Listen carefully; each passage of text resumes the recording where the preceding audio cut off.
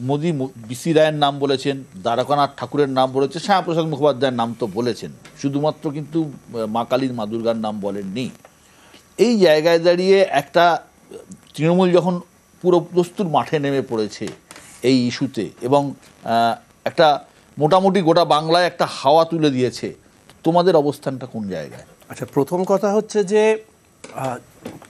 তোমার কাছে যদি কিশোর কুমারের অরিজিনাল গান শোনার সুযোগ থাকে, তুমি কি কিশোর কণ্ঠী শুনবে? তো যারা বিসি রায়ের ন্যাচারাল উত্তরাধিকারী তারা বিসি রায়কে নিয়ে আলোচনা করবে, এইসব কণ্ঠীদের কথা কেন শুনবো? এটা 1 নম্বর। 2 নম্বর কথা হচ্ছে, আমরা কি প্রথমবার দেখছি নাকি? 2021 সালের আগে আমরা গো অ্যাজ ইউ লাইক দেখে নিয়েছি। রবীন্দ্রনাথ ঠাকুরের মতো দাড়ি ঠাড়ি উনি বাড়িয়ে ফেলেছিলেন।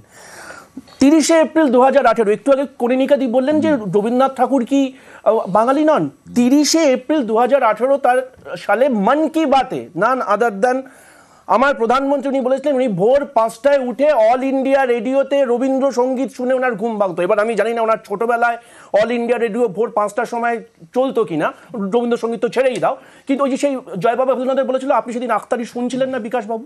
এবার সমস্যাটা হচ্ছে যে কেউ যদি এইসব কথা বলবে, কিন্তু আমি যেটা অ্যাকচুয়ালি বুঝতে পারলাম না, বিহারের যে নির্বাচনী রোলটা নিয়ে এত বিতর্ক চলছে, যেখানে অবৈধ অনুপ্রবেশ করেছে, সেখানে 3টে দেশের পাওয়া যাচ্ছে, মায়ানমার, নেপাল, বাংলাদেশ।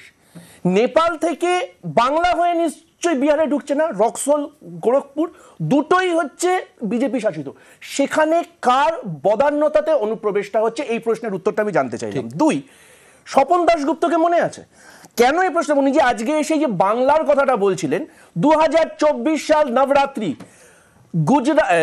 উত্তরপ্রদেশ সরকার একটা নোটিফিকেশন জারি করেছিল যে নবরাত্রির সময় কোথাও ননভেজ বিক্রি হবে না।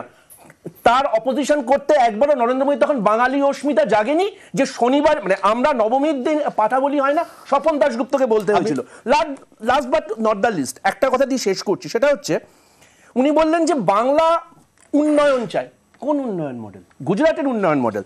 7ই জুলাই এবং 9ই জুলাই আমরা দেখে নিয়েছি, কিন্তু ব্রিজ ভাঙার ফলে কি হয়েছে বলবার আগে জানতে হবে যে উনি কোনটাকে প্রোটোটাইপ। বিশ্বজিতের কাছে আসবো। বিশ্বজিৎ, বিহারে উনি গিয়েছিলেন, বিহারে ভোটের তালিকা স্পেশাল ইন্টেন্সিভ যে রিভিশন হচ্ছে, যে বিরোধীরা যতই সরব হোক এই ধরনের প্রক্রিয়া যে চলবে, মোদি কিন্তু পরিষ্কার বললেন। এটাকে আপনি কিভাবে দেখছেন?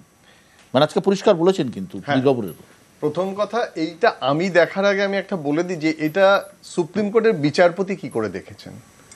তিনি তো বলে দিয়েছেন যে 11টা কাগজের কথা বলা হচ্ছে, তারও নেই। তার মানে বিহারে যে এর আগে পর্যন্ত ভোট হয়েছে, সেই ভোটটা কিসের ভিত্তিতে হলো এটাকে জাস্টিফাই করা দরকার। বিহার থেকে যদি বাংলায় আসেন বিশ্বদা, আপনি ভেবে দেখুন 16 তারিখ আর 18 তারিখ এটা হচ্ছে বাঙালির সুদিন। কারণ বাঙালিকে নিয়ে কেন্দ্র ভাবছে, রাজ্য ভাবছে। এর আগে বাঙালির কোনো এরকম সুদিন আসেনি। ভোটার তালিকার কথা বলছেন, 2019 সালের 10ই জুলাই সংসদে একটা প্রশ্নের উত্তরে নির্বাচন কমিশন লিখিত জানালো যে 2016, 17, 19 এই 3 বছর কোন ভোটার লিস্টে যে 90 কোটির তালিকা বের করেছে, একজনও বিদেশি বা অবৈধ ভোটার নেই।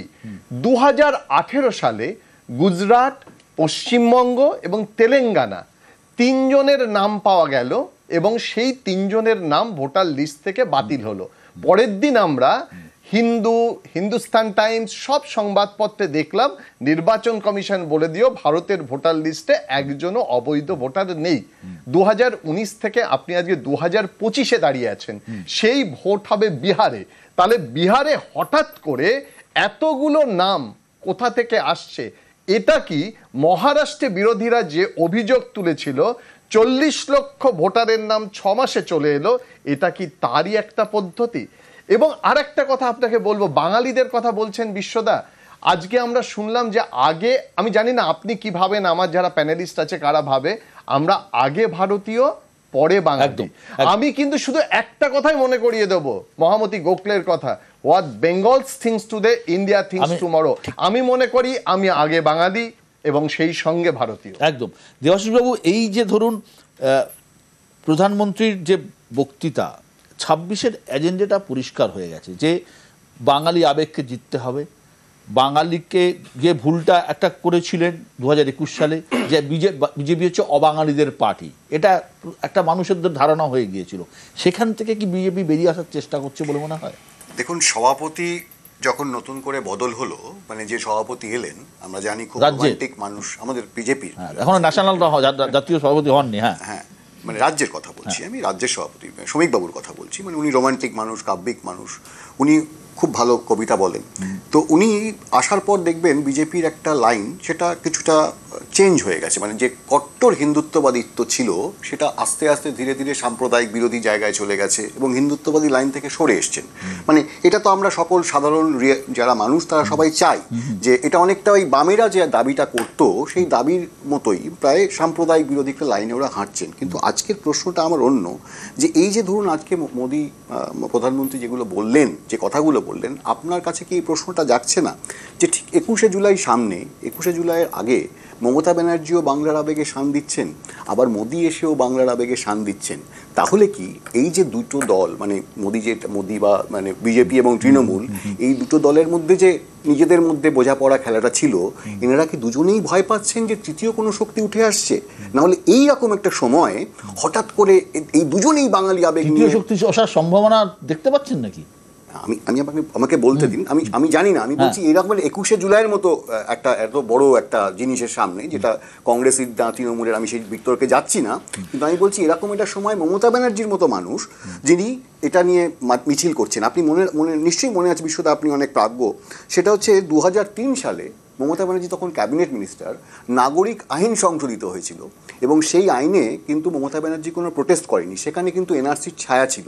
আপনি এবার বলতেই পারেন আপনার যুক্তিতে যে মানে বিজেপির মতো তৃণমূল আদর্শভিত্তিক দল নয়, বা সিপিএমের মতো তৃণমূল আদর্শভিত্তিক দল নয়, এটা কর্মসূচি ভিত্তিক দল, যে দলে মানে একটা সিপিএম থাকতে পারে, বিজেপি থাকতে পারে, মাওবাদী থাকতে পারে, এটা কর্মসূচি ভিত্তিক। বিজেপি যেমন অনুপ্রবেশ নিয়ে একদম ক্লিয়ার তাদের একটা স্ট্যান্ড পয়েন্ট, সিপিএমেরও একটা স্ট্যান্ড পয়েন্ট ক্লিয়ার শরণার্থী নিয়ে, কিন্তু তৃণমূলের তো সেটা নেই, কখনো কখনো চেঞ্জ হচ্ছে। তো আমি সেটাই আমার কাছে বারবার মানে মাথায় চাড়া দিচ্ছে যে এরকম একটা সময় হঠাৎ করে বাঙালি আবেগ কেন? ঠিক